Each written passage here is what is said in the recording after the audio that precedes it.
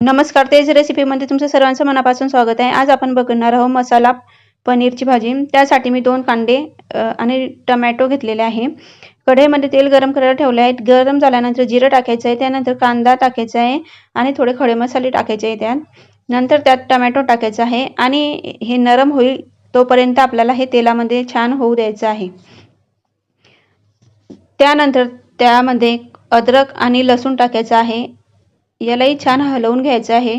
नंतर थंड झाल्यावर हे मिश्रण बारीक पेस्ट करून घ्यायची आहे। त्यानंतर पनीरचे काप करून ते तेलामध्ये तळून घ्यायचे आहे आणि ज्या तेलामध्ये पनीर तळून घेतले त्याच तेलामध्ये मसाला टाकून छान तेल सुटेपर्यंत होऊ द्यायचे आहे। त्यामध्ये तिखट पनीर मसाला आणि 1 चमचा दुधावरची साय ही टाकायची आहे।